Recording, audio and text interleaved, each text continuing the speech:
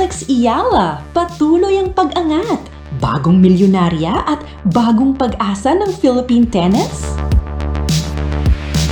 Magandang araw mga kamars! Ito ang inyong latest showbiz at sports update. Usap-usapan ngayon ang tennis sensation ng Pilipinas na si Alex Ayala.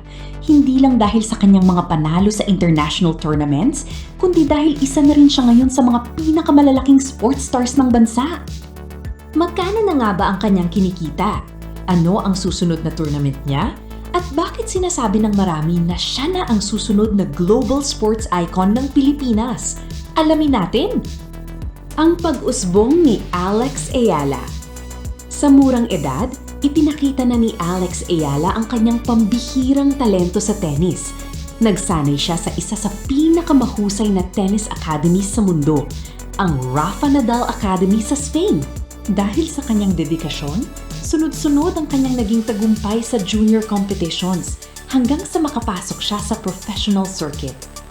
Hindi naging madali ang kanyang naging paglalakbay.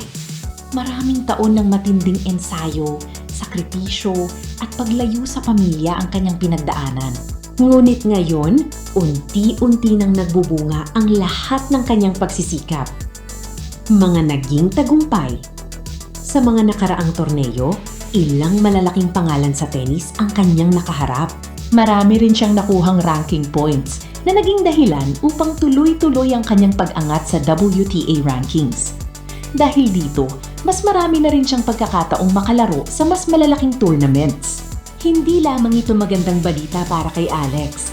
Malaking karangalan din ito para sa Pilipinas. Marami na ang nagsasabing muli na namang naririnig ang pangalan ng bansa sa international tennis. Magkano na ang kanyang kinikita?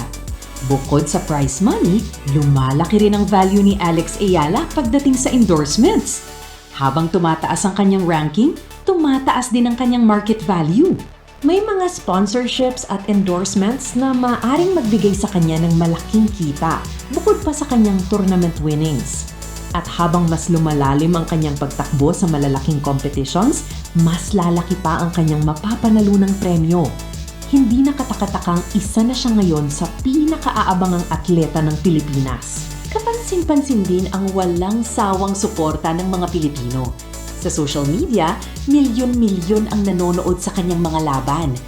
Marami ang nagsasabing si Alex ang nagbibigay muli ng pag-asa na magkaroon ng Pilipinas ng world-class tennis champion. Hindi lamang talento ang hinahangaan sa kanya, pati ang kanyang disiplina, pagiging humble at profesionalismo ay inspirasyon sa maraming kabataan. Ano ang susunod? Ang susunod na layunin ni Alex ay ang patuloy na pag-akyat sa world rankings. Habang lumalakas ang kanyang laro, mas marami siyang makakaharap na world-class opponents. Ngunit base sa kanyang ipinapakitang determinasyon, marami ang naniniwalang kaya niyang makapasok sa elite players ng women's tennis. Kung magpapatuloy ang kanyang magandang performance, hindi malayong makita natin siyang lumaban sa mas malalaking Grand Slam tournaments bilang isa sa mga pangunahing contenders. Ano ang masasabi ninyo kay Alex Ayala? Sa tingin ba ninyo ay siya nang magiging kauna-unahang Pilipinong Grand Slam champion? I-comment ang inyong opinion sa ibaba. Huwag kalimutang i-like, i-share at i-subscribe para sa mas marami pang latest showbiz at sports updates. Maraming salamat sa panonood at magkita-kita tayong muli sa susunod na balita.